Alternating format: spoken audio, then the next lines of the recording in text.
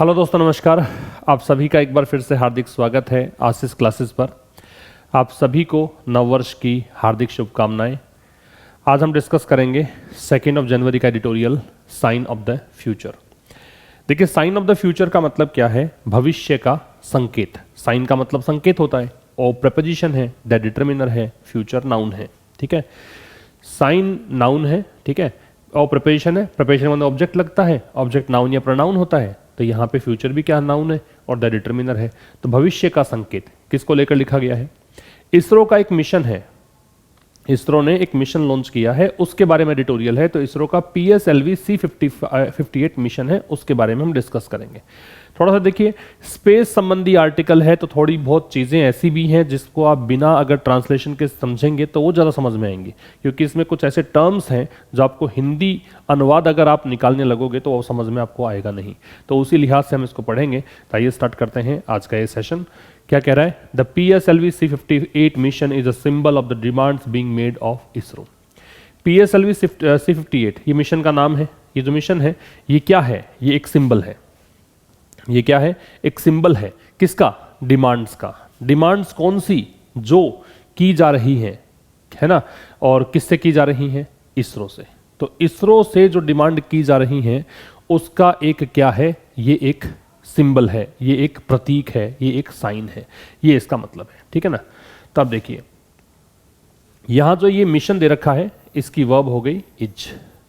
ए determiner है, ये symbol noun है, ये प्रेपोजिशन है, ये द डिटरमिनर है, ये नाउन है।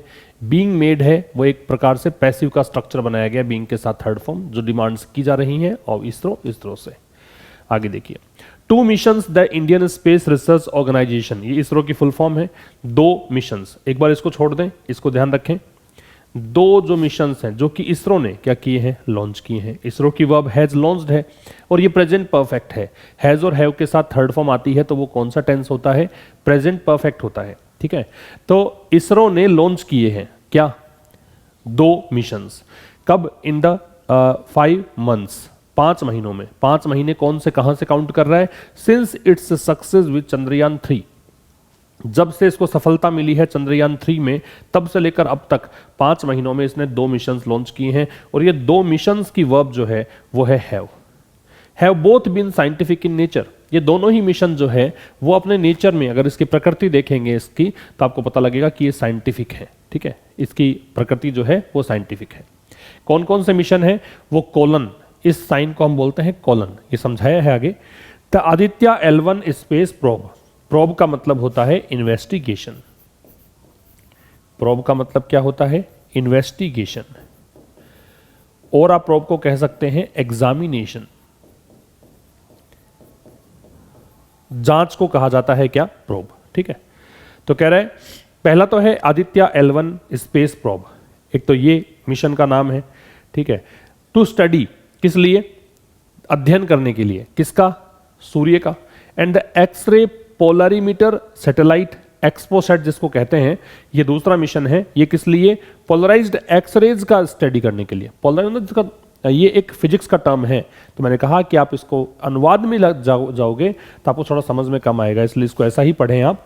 तो जो एक्स रेज होती हैं, एक्स रेज में और जो रेज होती हैं उनकी तुलना में या लाइट की तुलना में ज़्यादा एनर्जी होती है, और ये किसी भी ऑब्जेक्ट के को पास कर सकती है, ठीक है, वो गुजर सकती है। जैसे बॉडी से भी एक्सरे जो होती हैं वो गुजर सकती हैं। पोलराइज मतलब जिसका ध्रुवीकरण, तो ध्रुवित जो एक्सरेज हैं उनकी स्टडी के लिए। एमिटेड, एमिट का मतलब होता है डिस्चार्ज। एमिट का मतलब क्या होता है? डिस्चार्ज, या फिर इसे कहेंगे रिलीज। डिस्चार्ज या क्या कहेंगे? रिलीज, मतलब उत्सर्जन को बोलते हैं, जो उत्सर्जित होती हैं। इन एस्ट्रोफिजिकल, एस्ट्रोफिजिकल का मतलब होता है खगोल भौतिकी। फिनोमिना जो है वो घटना होती है, उसको बोलते हैं। इसका, ये तो प्लूरल है, इसका सिंगुलर बनता है फिनोमिनन। ये है इसका सिंगुलर और ये है प्लूरल, ठीक है। एक बार फिर समझिए, 2 मिशंस जो इसरो ने लॉन्च किए हैं। इसरो की वर्ब हैज लॉन्च्ड है 5 महीनों में। 5 महीने कब से काउंट किए हैं? जब से इसको सफलता मिली है चंद्रयान 3 में। इट्स आ रहा है इसरो के लिए पजेसिव एडजेक्टिव, और पजेसिव एडजेक्टिव के बाद में आता है नाउन। तो इसरो को जब से सफलता मिली है चंद्रयान 3 के साथ, तो उस से 5 महीनों में इसरो ने 2 मिशन लॉन्च किए हैं और ये दोनों ही मिशन जो हैं वो नेचर में कैसे हैं, साइंटिफिक है। कोलन लगा के समझाया। एक है आदित्य L1 मिशन, ये स्पेस प्रोब, ये अंतरिक्ष के अनुसंधान के लिए, अंतरिक्ष के एग्जामिनेशन के लिए, किस लिए, सन के स्टडी के लिए। और दूसरा एक्सपोसेट नाम से है, वो किस लिए, पोलराइज्ड एक्स रेज की स्टडी के लिए, जो कि एस्ट्रोफिजिकल फिनोमिना जो होती हैं, जो खगोल भौतिकी घटनाएं होती हैं उसमें उत्सर्जित होती हैं, उसका स्टडी करने के लिए लॉन्च किया है। ठीक है, 5 महीनों में ये 2 स्पेस मिशन लॉन्च किए हैं। इसका स्क्रीनशॉट आप ले सकते हैं। आगे देखिए, ISRO launch the XPoSat in a two part mission. इसने 2 पार्ट में इसको लॉन्च किया है। ठीक है, इसरो की वर्ब जो है वो क्या है, launched. On board A polar satellite launch vehicle, ये PSLV की फुल फॉर्म है, पोलर सैटेलाइट लॉन्च व्हीकल। और ऑन बोर्ड अगर आप बोलते हो तो इसका मतलब होता है उस पर या उसके माध्यम से, जैसे स्पेस क्राफ्ट पर, एयरक्राफ्ट पर, ट्रेन पर, शिप पर, तो इसको बोलते हैं ऑन बोर्ड। तो इसरो ने लॉन्च किया एक्सपोसेट और ये प्रक्षेपण यान का यूज किया इसको लॉन्च करने के लिए। अपनी जो C-58 फ्लाइट है उस पर लॉन्च किया। ठीक है, जो इसरो है इसकी C-58 जो फ्लाइट है, ये जो उड़ान है, इस पर इसने लॉन्च किया, इसके माध्यम से। कब किया, जनवरी 1 को, मीन्स कल लॉन्च किया है। ऑन लगा रखा है, तो ये डेट पर्टिकुलर अगर डेट और डे दे रखा हो तो ऑन लगाते हैं हम। तो यहाँ पे जनवरी 1 की ही बात है केवल, तो इसलिए ऑन का प्रयोग है। तो 1 जनवरी को इसने एक्सपोसेट को लॉन्च किया, इनकी मदद से किया। The relative timing of these launches, relative मतलब सापेक्ष, टाइमिंग ऑफ दीज लॉन्चेज, ये जो लॉन्चेज हुए हैं, ये जो इन्होंने लॉन्चिंग की है, इसकी जो रिलेटिव टाइमिंग है कि तुलनात्मक रूप से या सापेक्ष रूप से देखें इनकी टाइमिंग, तो वो हो सकता है, ये टाइमिंग की वर्ब है मे बी, ये हो सकती है एक कोइंसिडेंस हो। कोइंसिडेंस का मतलब होता है संयोग, ये संयोग भी हो सकता है। But it is heartening, heartening का मतलब ये एडजेक्टिव है। पहली बात तो इसकी वर्ड कैटेगरी क्या है, एडजेक्टिव। हार्टनिंग का मतलब क्या होता है, इसका मतलब होता है चीयरिंग, या फिर इसका मतलब होता है एनकरेजिंग। चीयरिंग भी होता है, एनकरेजिंग भी होता है। ठीक है, लेकिन ये खुशी वाली बात है, ये प्रोत्साहित करने वाली बात है। Because the ratio of scientific to technological missions, क्योंकि जो रेशियो है, अनुपात है, किस किस का, जो साइंटिफिक मिशन है और उसका तकनीकी मिशंस के साथ में अगर अनुपात देखोगे, है ना, इसरो हैज लॉन्च, जो इसरो ने लॉन्च किए हैं, इज स्क्यूड। अब ये रेशियो की वर्ब जो है वो क्या है, इज। स्क्यूड का मतलब है टिल्टेड, झुकी हुई है।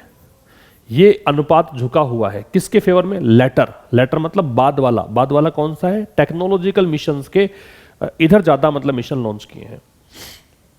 क्या बोला था इसने कि 5 महीनों में 2 मिशन लॉन्च किए हैं, दोनों की प्रकृति कैसी है, साइंटिफिक है। अब लेखक कह रहा है साइंटिफिक और टेक्नोलॉजिकल मिशन जो लॉन्च हुए हैं इसरो के द्वारा, उसमें अगर आप अनुपात देखोगे तो ज्यादा लॉन्च किसने, ज्यादा कौन से मिशन लॉन्च हुए हैं, टेक्नोलॉजिकल हुए हैं, है ना। लेटर के पहले हमेशा दे लगता है, ध्यान रखें, डिस्कस कर लेंगे अभी अपन। At the expense of research, अनुसंधान की कीमत पर, in the sense of discovery, खोज के अर्थ में। ठीक है, तो कह रहा है कि जो रेशियो देखोगे आप साइंटिफिक और टेक्नोलॉजिकल मिशंस का जो इसरो ने लॉन्च किए हैं, वो रेशियो झुका हुआ है टेक्नोलॉजिकल मिशंस के तरफ। किस, अगर आप डिस्कवरी के सेंस में देखो, है ना, अनुसंधान के खर्च के हिसाब से देखो, तो उसमें आपको ये झुका हुआ नजर आएगा। कुछ बातें यहाँ पे आप थोड़ा ध्यान रख सकते हैं। एक तो ये लेटर वाली कहानी, लेटर का ऑपोजिट जो होता है वो फॉर्मर होता है। इसका मतलब होता है सीक्वेंस में पहले। अगर ये फॉर्मर होता तो हम बात करते हैं साइंटिफिक मिशन की, ये लेटर की बात की है इसलिए हम बात कर रहे हैं टेक्नोलॉजिकल मिशंस की। इन दोनों से पहले दे लगता है, ये काम की बात है, ये आप ध्यान रखेंगे। ठीक, एक तो ये ध्यान रखो।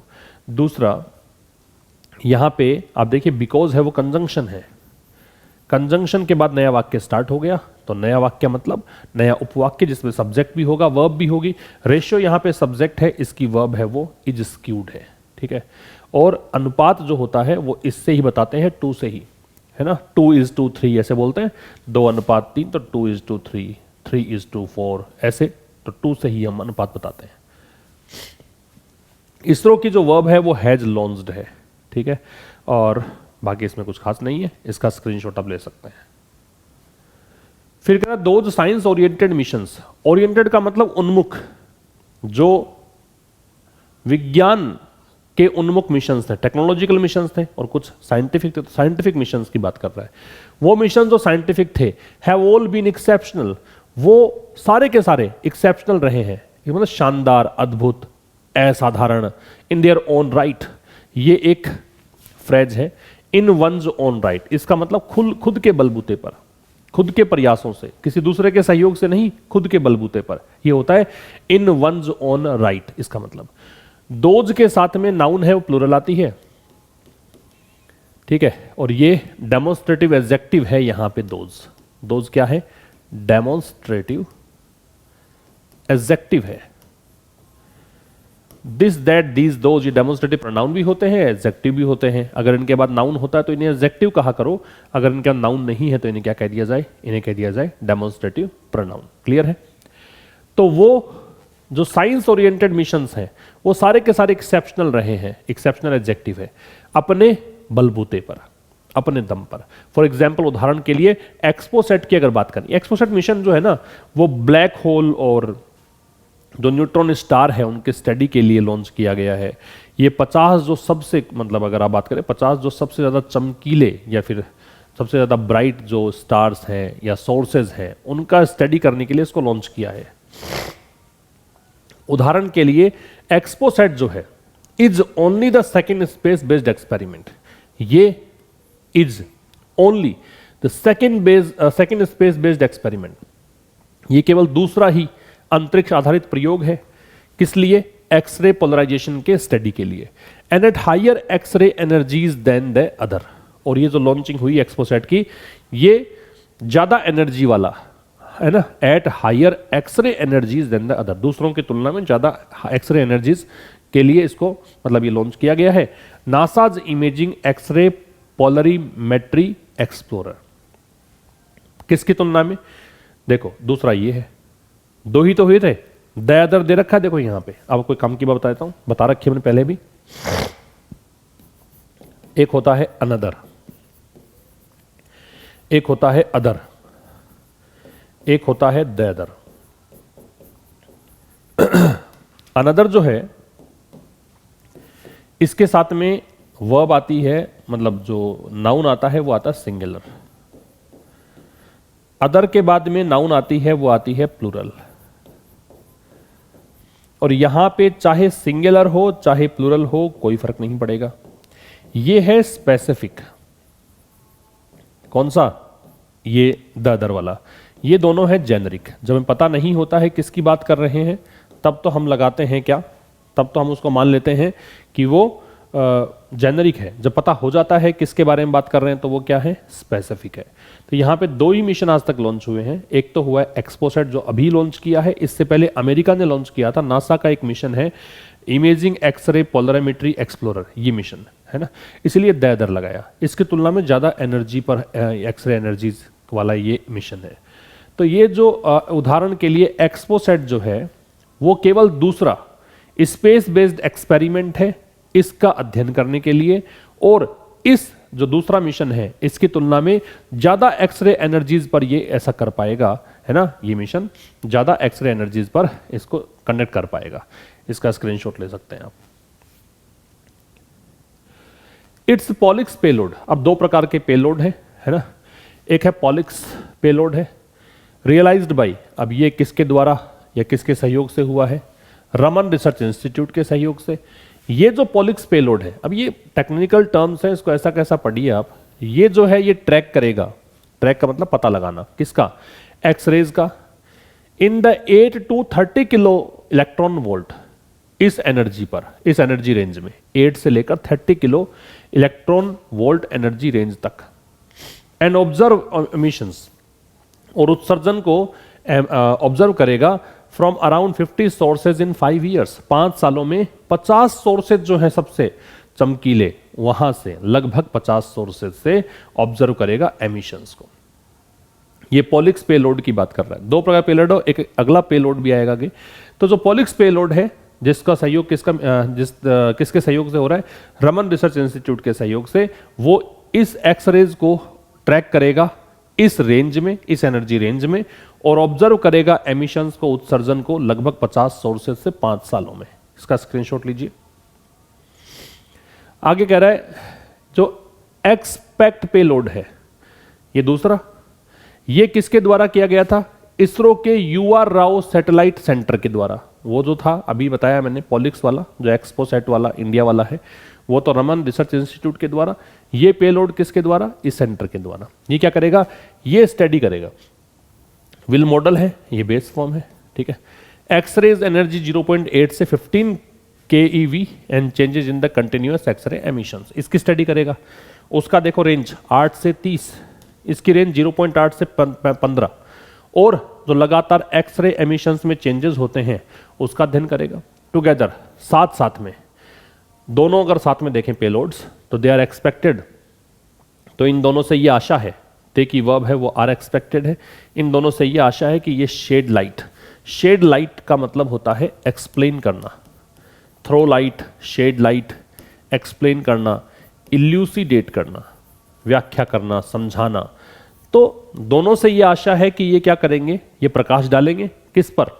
जो इंटेंस एक्सरे सोर्सेज हैं, जो बहुत ज़्यादा जिनसे एक्स रेज निकलती हैं, है ना, इंटेंस मतलब काफ़ी ज़्यादा, सच एज पल्सर्स, ये स्टार का नेम है, एंड ब्लैक होल्स, है ना, सच एज का उदाहरण के लिए प्रयोग करते हैं, तो उदाहरण दे रखे हैं। इनसे जो एक्स रेज निकलती है ना, उस पर प्रकाश डालेगा, उनको ये एक्सप्लेन करेगा। ये था आज के इस एडिटोरियल में। अब मिलेंगे हम कल एक नए सेशन के साथ, तब तक के लिए नमस्कार, थैंक यू वेरी मच।